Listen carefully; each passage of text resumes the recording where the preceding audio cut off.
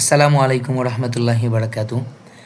Speaking part ওয়ানে যাদের বেশি সমস্যা বা এরকম আছে না যে আমার স্পিকিংয়ে কথা আসে না, মুখ দিয়ে কথা বের হয় না, বা আপনার স্কোর 4.5 থেকে উঠছে না, তাদের জন্য স্পেশালি আজকের এই ভিডিওটি।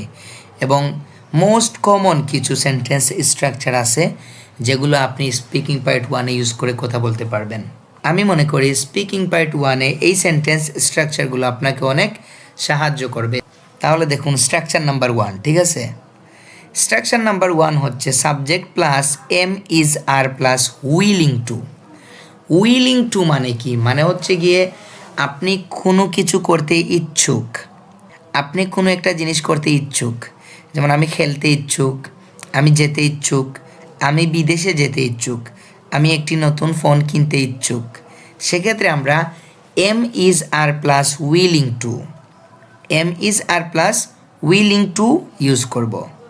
সেক্ষেত্রে আমরা বলতে পারি subject plus am is are plus willing to plus V1। ভার্বের প্রথম ফর্মটা আমরা ইউজ করব, তারপর অবজেক্ট। তাহলে দেখুন আমি বিদেশে যেতে ইচ্ছুক, কিসের জন্য? হাইয়ার এডুকেশন, ঠিক আছে? I am willing two, I am willing to go অ্যাব্রুড। কোথায় যাব? বিদেশে। I am willing to go অ্যাব্রুড for hire education. আমি হাইয়ার এডুকেশনের জন্য বিদেশে যেতে ইচ্ছুক। তারপর হচ্ছে I am willing to gather much historical information. Gather মানে হচ্ছে সংগ্রহ করা, জড়ো করা, ঠিক আছে? এবং আমি অনেক ইনফরমেশন জড়ো করতে চাই। তাহলে দেখুন I am willing to gather much historical information. Historical মানে হচ্ছে গিয়ে ঐতিহাসিক। আমি ঐতিহাসিক তথ্য গেদার করতে ইচ্ছুক। I am willing to gather much historical information. তারপর দেখুন সে ইচ্ছুক, he is willing to learn. সে শিখতে ইচ্ছুক, কি শিখতে? ইংলিশ ভাষা। তাহলে he is willing to learn English language.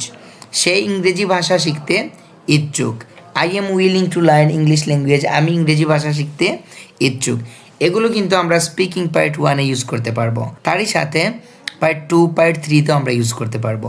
তারপর দেখুন she is willing to visit new places in our country. সে আমাদের দেশের নতুন জায়গাগুলো পরিদর্শন করতে ইচ্ছুক। মাই মাদার, আমার মা, is willing to make coffee for us. আমার মা আমাদের জন্য কফি তৈরি করতে ইচ্ছুক। তাহলে এই স্ট্রাকচার দিয়ে কোনো কিছু করতে ইচ্ছুক বোঝায়। বর্তমানে ইচ্ছুক এম ইজ আর, বর্তমানে হলে এম ইজ আর, অতীতে হলে বলবেন ওয়াজ ওয়ার, ভবিষ্যতে হলে বলবেন উইল বি। ভবিষ্যতে হলে কি বলবেন? ভবিষ্যতে হলে বলবেন উইল বি, ঠিক আছে? তারপর দেখুন স্ট্রাকচার নাম্বার 2। স্ট্রাকচার নাম্বার 2 হচ্ছে নট উইলিং, মানে কোনো কিছু করতে ইচ্ছুক না। যখনই যা শিখবেন, হা বুদক শিখবেন, তারপর না বুদক শিখবেন, সেটা লাস্টিং করবে এবং একই সাথে দুইটা জিনিস শিখতে পারবেন। Subject plus am is are plus not willing to. আগে শিখছি আমরা উইলিং টু মানে করতে ইচ্ছুক, আর এখন শিখব নট উইলিং টু মানে হচ্ছে করতে ইচ্ছুক নয়। বাকি সব ঠিক আছে, জাস্ট এখানে নট লাগবে। তাহলে দেখুন আমি হিন্দি সিনেমা দেখতে ইচ্ছুক নয়। I am not willing to watch Hindi cinema. আমি হিন্দি সিনেমা দেখতে ইচ্ছুক নয়। I am not willing to make mistakes in speaking test. আমরা কেউই মিস্টেক করতে ইচ্ছুক নয়, কিন্তু হয়ে যায়। সো ভালোভাবে শেখার চেষ্টা করুন। তাহলে দেখুন I am not willing to make mistakes. আমি ভুল করতে ইচ্ছুক নয়, আমি ভুল করতে ইচ্ছুক নয় ইন স্পিকিং টেস্ট, স্পিকিং টেস্টে। He is not willing to learn English language. সে ইংরেজি ভাষা শিখতে ইচ্ছুক নয়। তারপর দেখুন she is not willing to visit Cox's Bazar. সে কক্সেস বাজার ভিজিট করতে ইচ্ছুক নয়। My mother is not willing to buy smartphone for me. আমার মা আমার জন্য মোবাইল ফোন কিনতে, স্মার্টফোন কিনতে ইচ্ছুক নয়, ঠিক আছে? তাহলে ইচ্ছুক নয় হলে আমরা ইউজ করব not willing two. Structure number 3। Structure number 3 অনেকেই জানি use to plus V1। Use to plus V1 এর মানে হচ্ছে আপনি অতীতে কোনো কিছু করতে অভ্যস্ত ছিলেন। এগুলো দেখুন স্পিকিং পার্ট 1-এ একদম common. Subject plus use to plus V1 plus object. যেমন আমি ফুটবল খেলতে অভ্যস্ত ছিলাম। I use to play football, কিন্তু এখন খেলি না। আমি অতীতে করতাম কিন্তু এখন করি না। তাহলে এরকম বলতে পারেন যে আপনাকে বলা হয়েছে যে ডু ইউ প্লে ফুটবল, আপনি বললেন যে actually I use to play football but now days am busy with my study, আমি আমার স্টাডি নিয়ে ব্যস্ত, সেজন্য খেলতে পারি না। তাহলে এটা ইউজ করতে পারেন, I use to play football, I use to play football. আমি ফুটবল খেলতে অভ্যস্ত ছিলাম, অতীতে ছিলেন, ঠিক আছে। I use to catch fish from my pond by fishing hook, আমি বড়শি দিয়ে আমার পুকুর থেকে মাছ ধরতে অভ্যস্ত ছিলাম।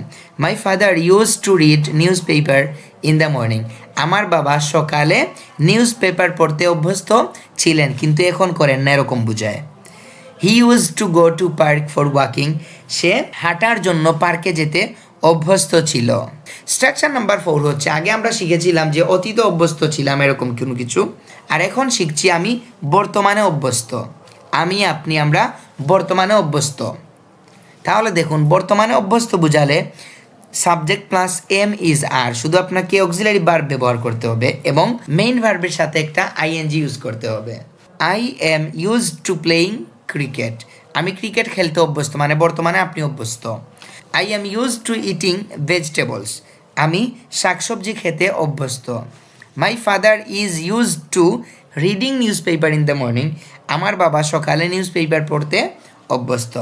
She is use to cooking different kind of dishes, সে ভিন্ন ধরনের খাবার রান্না করতে অভ্যস্ত, মানে বর্তমানে অভ্যস্ত আছে এরকম বোঝায়। তারপর দেখুন structure number 5।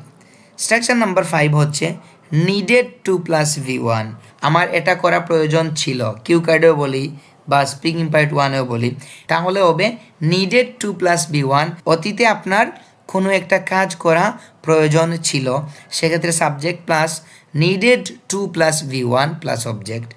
I needed to save money for buying a new phone, did you save money, তুমি কি টাকা সেভ করেছিলে, সেক্ষেত্রে আপনি বলতে পারেন যে yes I needed to save money for buying a new phone in the last year, গত বছরে আমি টাকা সেভ করেছিলাম একটি মোবাইল ফোন কেনার জন্য।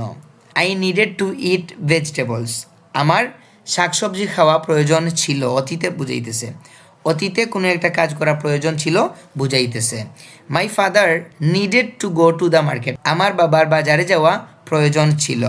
হি needed to go to park for walking, তার হাঁটার জন্য পার্কে যাওয়া প্রয়োজন ছিল।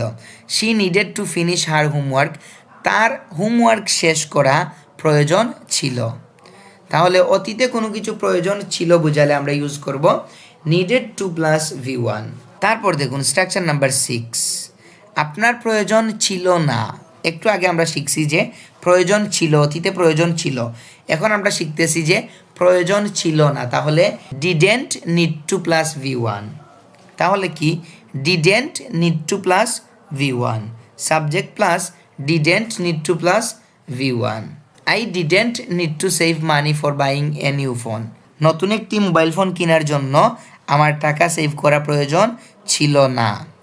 I didn't need to pay for dinner, তাহলে দেখুন রাতের খাবারের জন্য আমার টাকা পে করা প্রয়োজন ছিল না। My father didn't need to go to the market, আমার বাবার বাজারে যাওয়া প্রয়োজন ছিল না। He didn't need to go to park for walking, তার হাঁটার জন্য পার্কে যাওয়া প্রয়োজন ছিল না। She didn't need to finish her homework, তার হোমওয়ার্ক ফিনিশ করা প্রয়োজন ছিল না। এগুলো কিন্তু আপনি স্পিকিং পার্ট 1, 2তে ইউজ করতে পারেন। আমি আবারও বলতেছি, যাদের অবস্থা খুবই